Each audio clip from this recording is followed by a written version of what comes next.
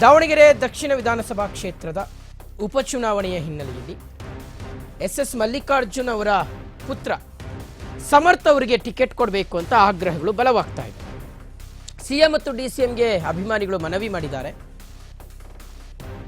ಸ್ಥಳೀಯ ಕಾಂಗ್ರೆಸ್ ಮುಖಂಡರು CM DCM ಅವರನ್ನು ಭೇಟಿಯಾಗಿ ಮನವಿ ಪತ್ರವನ್ನು ಸಲ್ಲಿಸಿದ್ದಾರೆ. ಶಾಮನೂರು ಶಿವಶಂಕರಪ್ಪನವರ ನಿಧನದಿಂದ ತೆರವಾಗಿರ್ತಕ್ಕಂತಹ ದಾವಣಗೆರೆ ದಕ್ಷಿಣ ವಿಧಾನಸಭಾ ಕ್ಷೇತ್ರ ಇನ್ನೂ ಎಲೆಕ್ಷನ್ ಡಿಕ್ಲೇರ್ ಆಗಿಲ್ಲ ವೀಕ್ಷಕರೇ. ಆದರೆ ಎಲೆಕ್ಷನ್ ನಡಿಬೇಕು, 6 ತಿಂಗಳ ಒಳಗಾಗಿ ಎಲೆಕ್ಷನ್ ಆಗಬೇಕು. ಹೀಗಾಗಿ ಅಲ್ಲಿ ಟಿಕೆಟ್ ಫೈಟ್ ಶುರುವಾಗಿದೆ. ಒಂದು ಕಡೆ ಜಮೀರ್ ಅಹಮದ್ ಖಾನ್ ಅವರು ಇಬ್ಬರು ಅಲ್ಪಸಂಖ್ಯಾತ ಸಮುದಾಯದ ನಾಯಕರ ಹೆಸರನ್ನು ಮುನ್ನೆಲೆಗೆ ತಂದಿದ್ದಾರೆ. ಅವ್ರಿಗೆ ಟಿಕೆಟ್ ಕೊಡಬೇಕು ಅಂತ ಆಗ್ರಹಿಸಿದ್ದಾರೆ. ಮಗದೊಂದು ಕಡೆ ಎಸ್ ಮಲ್ಲಿಕಾರ್ಜುನ್ ಅವರು ತಮ್ಮ ಪುತ್ರನಿಗೆ ಟಿಕೆಟ್ ಅನ್ನು ಕೊಡಿಸಬೇಕು ಅಂತ ನಿಟ್ಟಿನಲ್ಲಿ ಸಾಕಷ್ಟು ಪ್ರಯತ್ನಗಳನ್ನು ಮಾಡಿದ್ದಾರೆ. ನೋಡಿ, ಅದರ ಸಲುವಾಗಿಯೇ ಸಚಿವರಾದಂಥ ಎಸ್ ಮಲ್ಲಿಕಾರ್ಜುನ್ ಅವರು ಉಪಮುಖ್ಯಮಂತ್ರಿಗಳನ್ನ ಭೇಟಿಯಾಗಿ ಬೆಂಬಲಿಗರೊಂದಿಗೆ ದಾವಣಗೆರೆಯಿಂದ ಬಂದಿದ್ದಾರೆ. ನೋಡಿ, ಅಷ್ಟು ಜನ, ನೋಡಿ ದಾವಣಗೆರೆಯಿಂದ ಬಂದಿರೋದು ಅಷ್ಟು ಜನ ಎಲ್ಲ ಸಮರ್ಥ ಅವರ ಫೋಟೋ ಹಿಡ್ಕೊಂಬಂದವ್ರೆ, ಅವ್ರಿಗೆ ಟಿಕೆಟ್ ಕೊಡಬೇಕು ಅಂತ. ಇದು ಈ ಲಾಬಿ ಇದೆಯಲ್ಲ, ಇದು ಸಿಕ್ಕಾಪಟ್ಟೆ ಜೋರಾಗಿ ನಡೀತಾ ಇದೆ.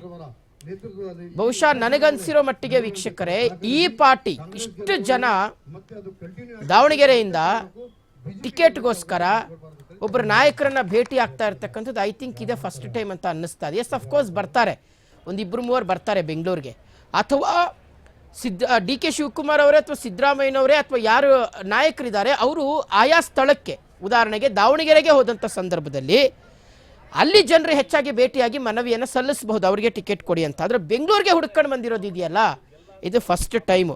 ಈ ಲಾಬಿ ಜಾಸ್ತಿ ಆಗ್ತದೆ. ಯಾಕೆ ಗೊತ್ತಾ, ಒಂದು ಕಡೆ ಜಮೀರ್ ಅಹಮದ್ ಖಾನ್ ಅವರು ಇಬ್ಬರು ಅಲ್ಪಸಂಖ್ಯಾತ ಸಮುದಾಯದ ನಾಯಕರಿಗೆ ಟಿಕೆಟ್ ಕೊಡಿಸ್ಬೇಕಂತ ಪ್ರಯತ್ನಗಳನ್ನು ಮಾಡ್ತಾ ಇದ್ದಾರೆ.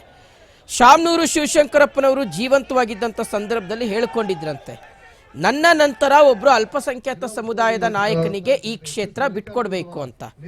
ಆ ಮಾತನ್ನ ಹೇಳ್ತಾ ಇದ್ದಾರೆ ಜಮೀರ್ ಅಹಮದ್ ಖಾನ್ ಅವರು. ಮಗದೊಂದು ಕಡೆ ಕುಟುಂಬಕ್ಕೆ ಈ ಟಿಕೆಟ್ ಅನ್ನು ಉಳಿಸ್ಕೊಳ್ಳೋದಕ್ಕೆ ಎಸ್ ಮಲ್ಲಿಕಾರ್ಜುನ್ ಅವರು ಪ್ರಯತ್ನಗಳನ್ನು ಮುಂದುವರಿಸಿದ್ದಾರೆ.